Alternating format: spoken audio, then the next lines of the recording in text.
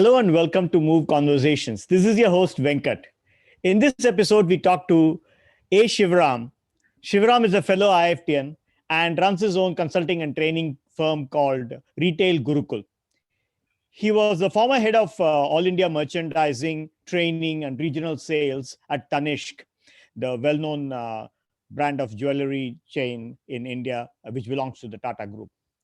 My co-producer Mrigank and I were classmates of Shivaram at the Indian Institute of Foreign Trade. So welcome to Move Conversations, Trade Stuff, Thank you. Shivaram.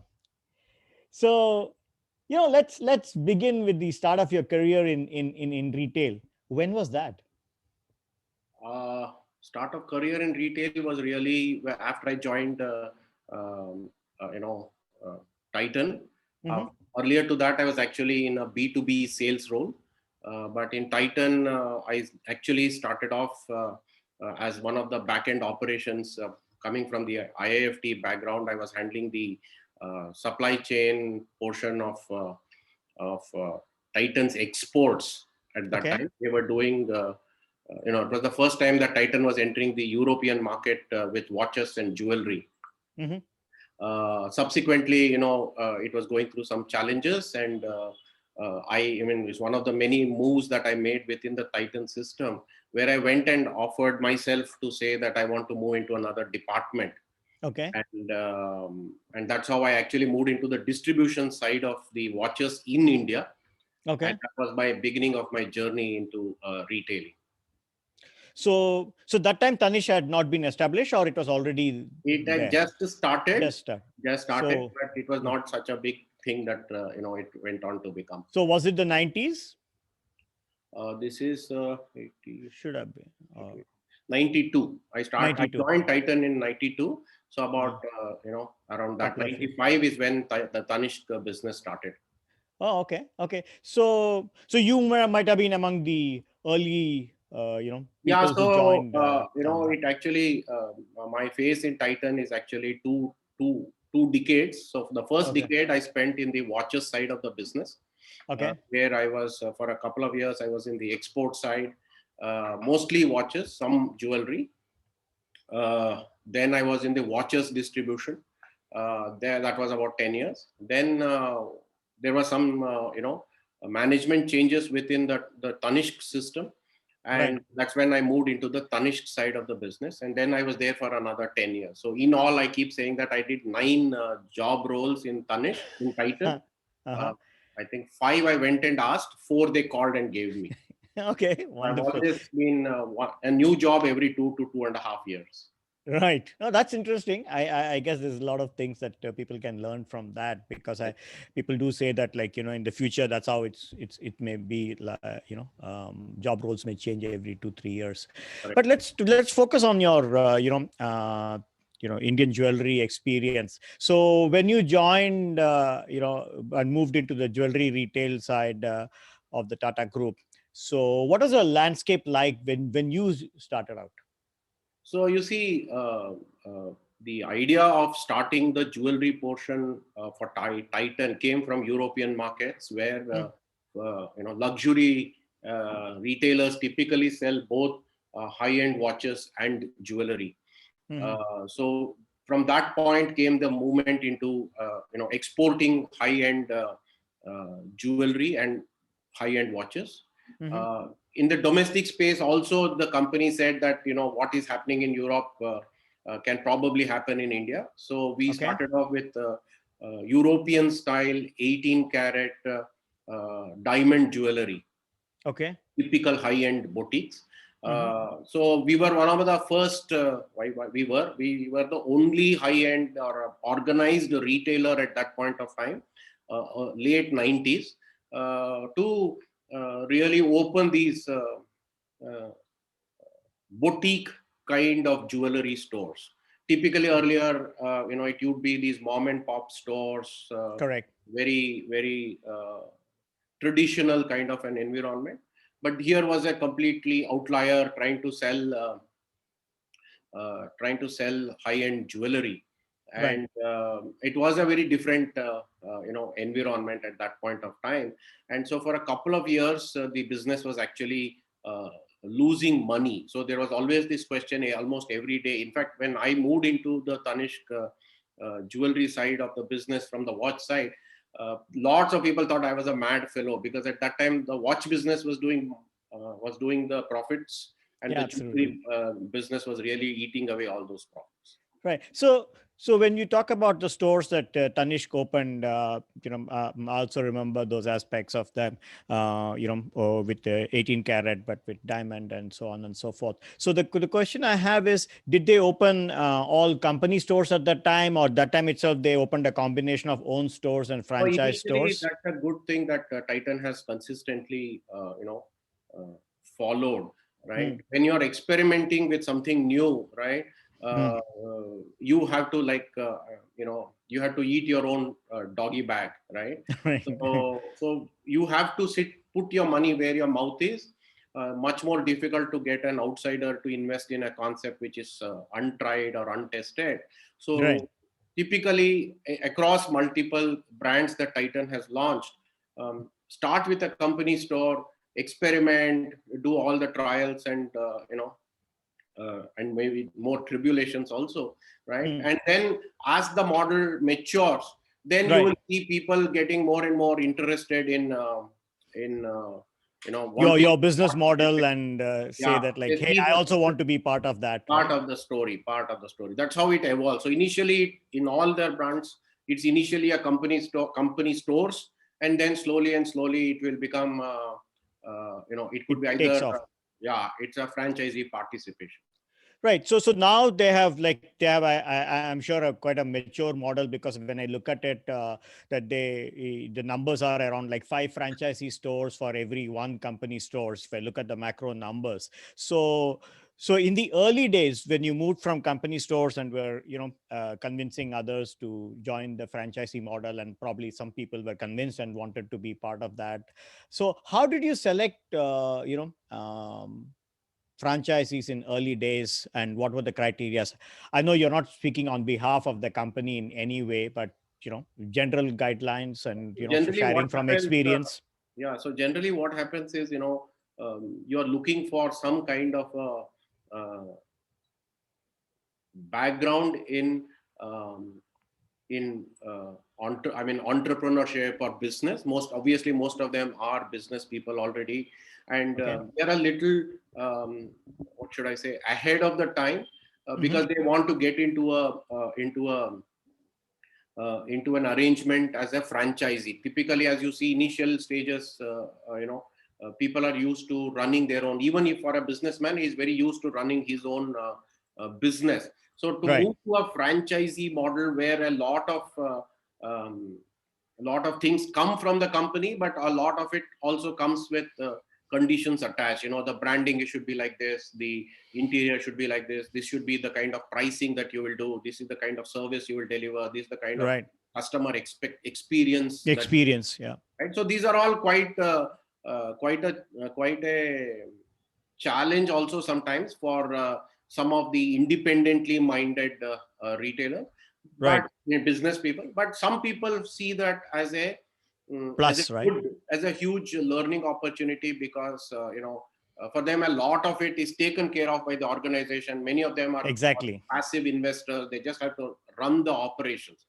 The Right. complexities of running a brand building exercise, that gets taken away because there is an organization which is well known, Which which takes is care of the that. experience. Right. Right. Right. So essentially the criteria for selecting a person was entrepreneurial ability, maybe some retail experience. Anything Yes. else? Entrepreneurial retail experience, and also the ability to invest, because one of the things about the franchisee model is it's happening in the hotel industry, for example. Right now they are all talking of what is called as asset light models, right? Yeah. And premier retailing spaces are always a challenge in any city, in any country also, I presume. Right. So there is a certain amount of space, somebody is either owning it or he's able to rent it out, lease it out, right? Hmm. And if you have to get into every city, every store, then it becomes a very complex organizational challenge also. Imagine you are a landlord in 500 cities, Right. right? So So it is what's a not. range of investment in a jewelry It's franchisee? difficult Depending to. on, I know it will range, but like Like, okay, So, if you don't have this much to investable money, don't think about it to, hey, okay, then scale it up based on where you are, which it city and depends so on. really, right? If again comes from the brand or an independent retailer, today we have clients who have got just a 1 crore rupees worth of investment in the inventory, right? From there you can do, let's say, 1.5x or 2x as the initial investment in the leased property and the interiors, right? Mhm. Uh, from there it can go all the way to 50 kilos, 100 kilos of gold itself as investment. Again, there are different models which are now working.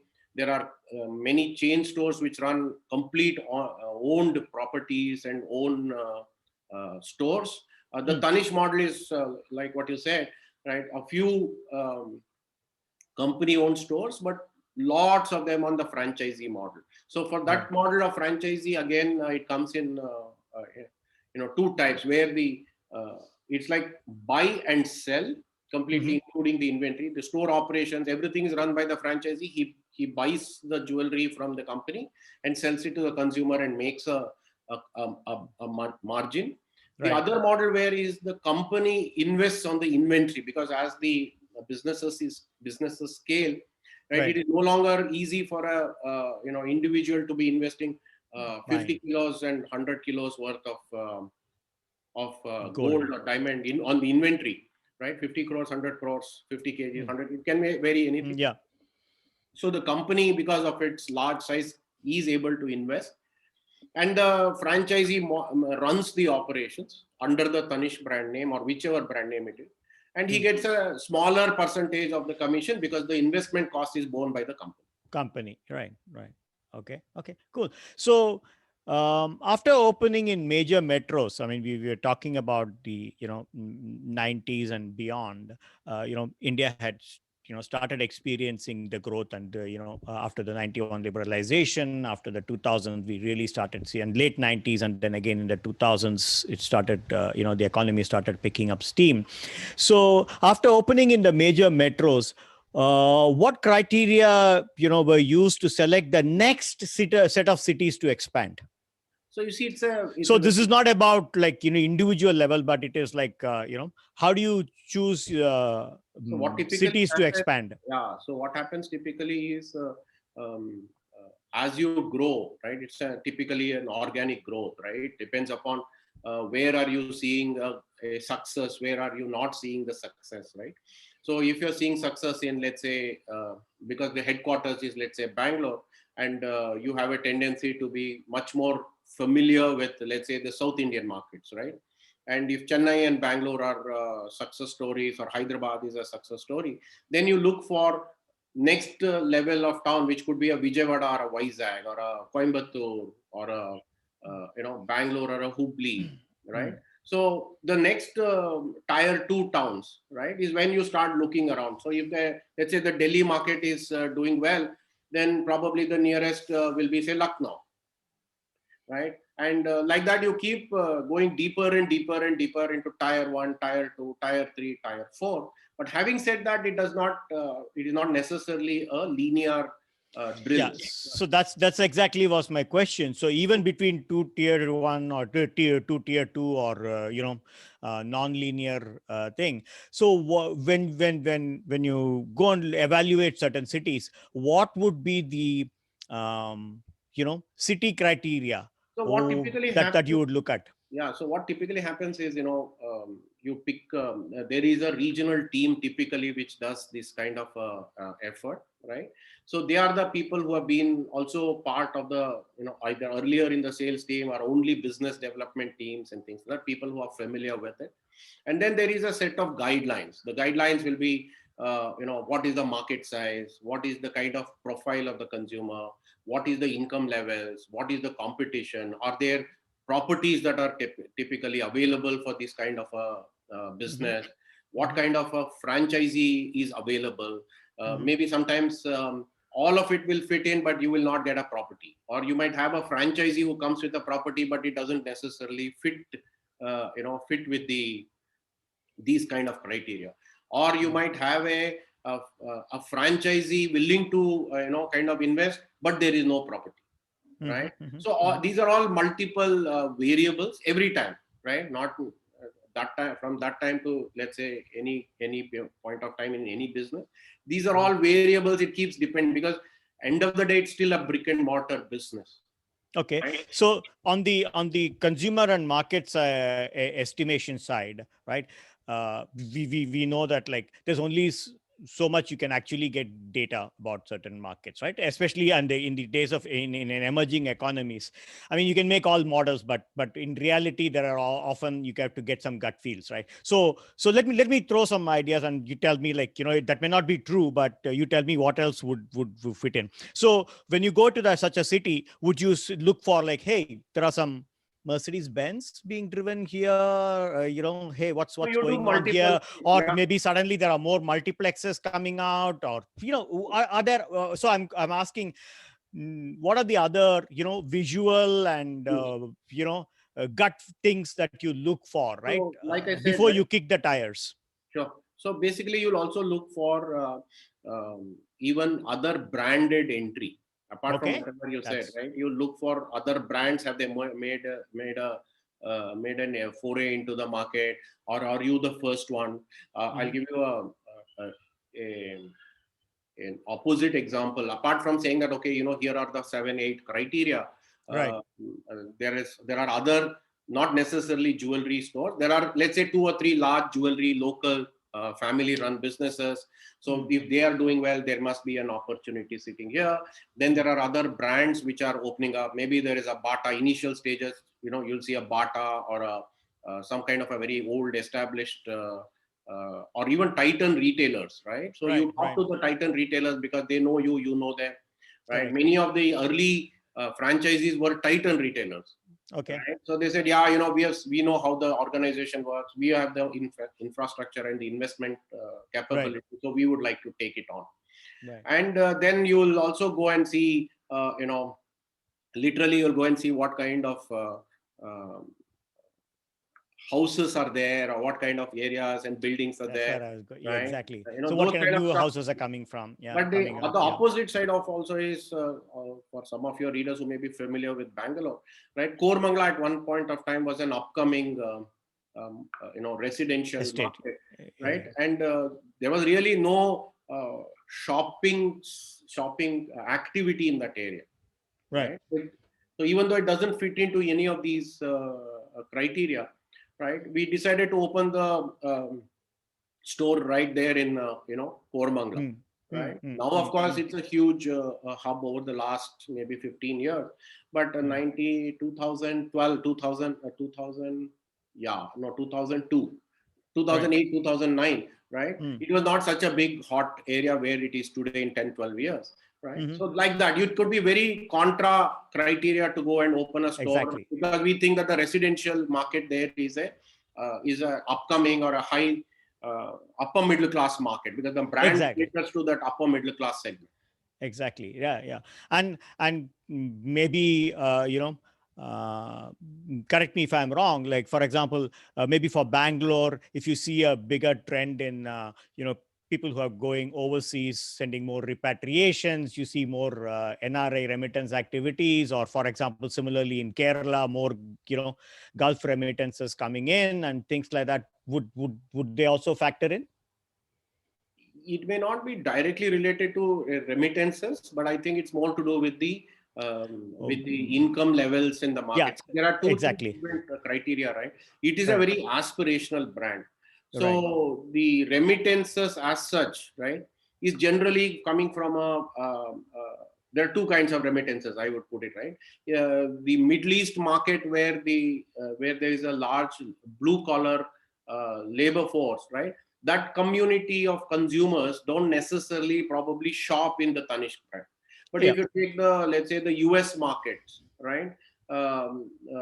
That may be still part of the so-called repatriation, though I don't think it's a large. They won't still call it that way, but then you can see the lifestyle starting. But that to lifestyle, change. that community would be a real suitable target audience. Yeah. Those are the kind of things, because this gives us a good lead, into the next thing to, discuss from a marketing standpoint is, what would be the segments that you, Tanishq, started, targeting. And you did mention about the middle class and upper middle class, right? So So typically, what else?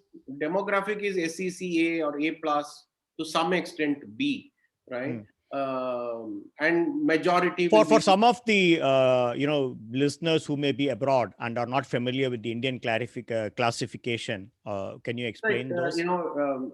basically it's an income and profile, right? Does the family have a car? Does the family own a house? The family Right. have ABCD of electronics Right. items and things like that.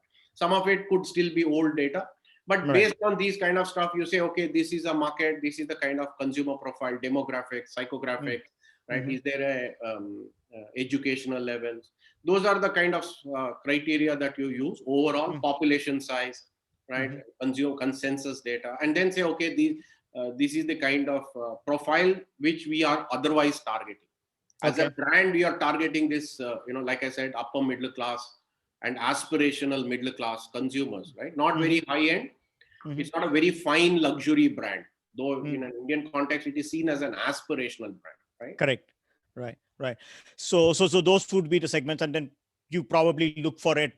Keep that in mind in when you enter other cities also, Yes, right? yes, Whether yes. there are So such the profiles. brand is positioned, Yeah. right? Exactly. Then based on that, you search for pockets of potential customers, and then you go into it and say, okay, is this population available in these kind of markets? Yes, population is available. Then is the property there? Is the franchisee there?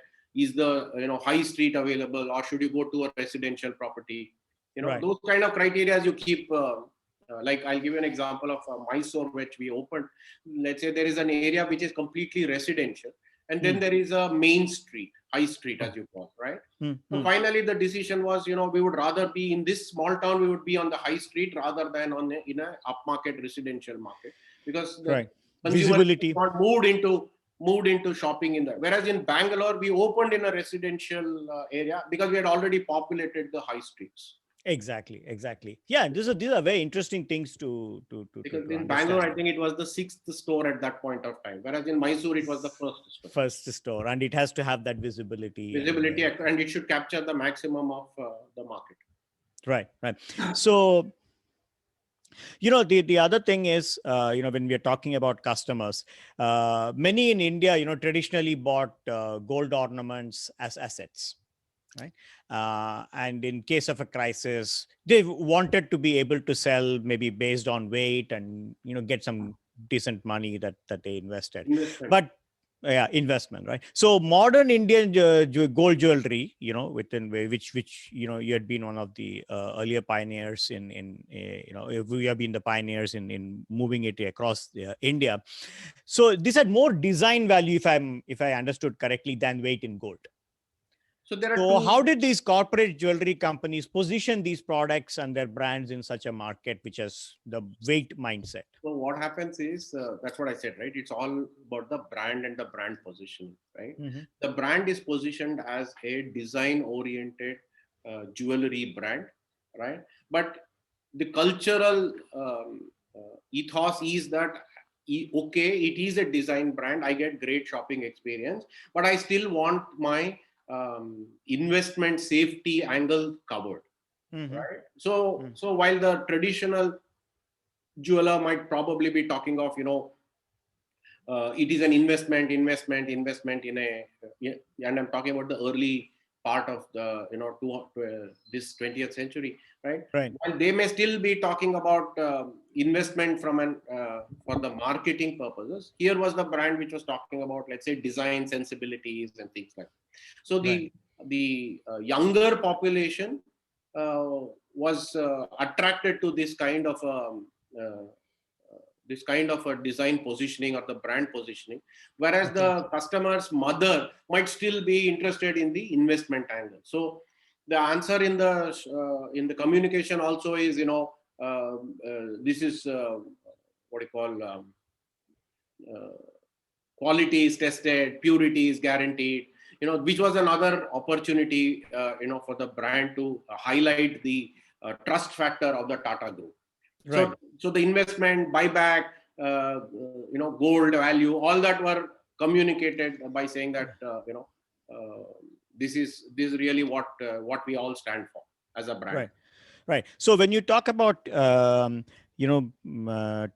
the younger women at that point of time, so was it more towards I guess working women who had a different mindset from their At parents, that and point they of would have time, gone the and number of working women wasn't really that very large to say we'll only target the working women. So what is okay, targeted is, between 25 to 45 years of age.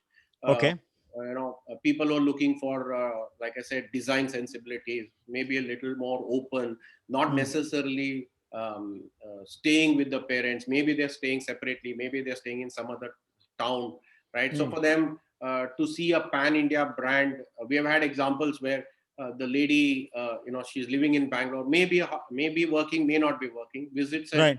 Hmm. particular Tanishq store, takes the Hmm. order reference or a product reference, sends it to her mother in, let's say, Lucknow, and Hmm. that lady, goes to the store, checks out the design, right? Right. Then okays the design, and then the purchase is made here. Or it is the opposite. The lady goes to Lucknow, selects the product, sends it across here in Bangalore, and this lady Up. approves it, and then purchase is made. All kinds of, that's the benefit of a pan-India chain. Right, right. So given your experience, and since you talked about two different cities and people being able to check the models and things like that. So since you worked with a diverse range of companies in this industry, what criteria would you use to select the merchandise and SKUs for jewelry stores, and does it change with different cities, and So what how does it? happens, I'll split this into two parts. So Right. once upon a time, in the first maybe uh, 10 years of Tanishq's journey, right? Mm. We were always trying to play catch up with the local retailers. Mm-hmm, mm-hmm. The constant refrain was that the local retailer is having 2 times, 3 times the stock, Right. and the newness which is possible to be introduced because it's a single store or a two store where the owner is the decision maker. Obviously, he is able to bring in new designs at a much faster pace. Then Right. somewhere, I think 2008 or 2009, Mm. we had as a group opportunity to work on the theory of constraints model, right? Okay. So that theory of constraint model talks about which is the biggest constraint. So the one of the Weakest link in the chain, weakest right? link, correct. So we identified merchandising as the weakest link, Okay. and then we started, building merchandise and assortments which are more pan India, right? Okay. So there is more opportunities for bestsellers to be accessible and available consistently more often across pan India. And then Mhm. there is a layer which is a local flavor, right? Okay. Okay. So Okay. that brought out the economies of scale. Earlier, that economies of merchandise across and when by about 2012 when I left, we almost had 200 stores, Mm. right? So it's not we were not taking the benefit of this chain stores. Mm. While the branding and the marketing was pan India, whatever it is, the merchandise was still very, very, very localized, Okay. Okay. which is very different from what most people will talk to you about, right? They'll say, oh, Correct. Correct. about every 20 kilometers, the food changes, the habits changes, etc., etc., etc. But what we have found really, which is very contra thinking, which is what I want to bring about, right? There are a set of designs which are popular across the markets. Wonderful. Okay, right. So there is no necessity that you have to keep reinventing the wheel. But as long as you're able to identify these kind of, and that is possible with the technology, with processes and systems, which is where the large chains are able to, um, Take advantages of the advantage. scale and yeah. Yes. So there is a bunch of, designs.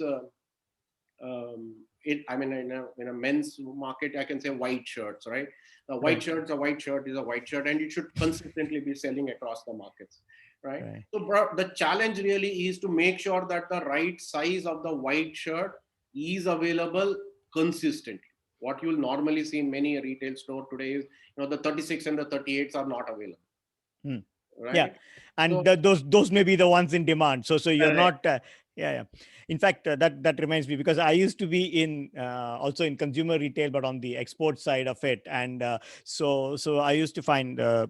I'm sure this is true for jewelry and sure garments also, I guess, to some extent. In footwear, when my European customers used to give assortments and different sizes per carton, so they were not the same number per carton, so they would vary it, right? So similarly it will be like a Popular binomial sizes will be distribution, more right? That number there of are those middle sizes which will be two a pieces or lot three more, pieces. and then they would say, oh, for this country this should be even more, and that Correct. should be less, and so on. So I guess that's what you're referring to, Yes, right? yes, It should be a normal distribution kind of a thing. absolutely. So that's a skill, and that also I would say that it changed the choices, because at the end of the day, we were never really able to compete with a neighboring store who had 2 times or 3 times the inventory, Okay. right? So with whatever we had, right, we had to give the consumer a choice, which is we had to make an assortment offering from where she could make a choice, right? So Right. earlier we used to have all kinds of skewed merchandise, Right. right? So then we bought into what is called as an assortment planning, merchandise planning, right? These were the things that came in around 2005 or 2005 or something like that, right? So all of it, we again, we had external coaches and consultants who taught us, because we were not really born with these, skills. The watches business is more a B2B to C. So Right. you make a range of products, put it in the distributors or the retailer, and the retailer takes care of the resale. Whereas Right. in the Tanishq system, we were technically the retailers. Some of Right. it was company owned, some of it was franchisee owned, but we were always consumer facing in the Tanishq business, which is a very different model from the watches business. So we were forced to learn what was the need for Consumer mindset. consumer mindset, what is the assortment, what kind of assortment, what price points, what choice, what range, what sizes, what colors. Oh, that's wonderful. I That's think a very you. complex. And we were looking at, at some point of time, we were looking at 150,000 SKUs to be ordered at any point of time. Because, in the jewelry business, one SKU, you can order one piece. The order quantity can be one. Right. Which is No, not at all there in any other industry. Even in the shirts place, maybe they're ordering 5,000 shirts or 10,000 shirts. Yeah. So to be able to create an assortment for from 150,000 universe, what we used to call, and bring it down to a 2-3,000 SKUs per store is a lot of learning, right? There we started saying that aggregating, and like the easiest example I gave you is the white shirt example. So white shirts are available in all the markets. Size 36 and 38 and 40 is there. 36 and 38 is what sells more. How can I ensure that 36 and 38 is always there. Simply available? Wonderful. This is wonderful insight, Shivram. That's great to understand how this works out in jewelry and how you guys were different. I mean, you were a path breaker in that retail. Thank you for joining us in yet another episode of Move Conversations. Hope you enjoyed this episode. Please subscribe to the Move Conversations YouTube channel and press the bell icon to get notifications of new episodes. Thank you very much. Till I see you in the next episode. Thank you very much. Have a great day.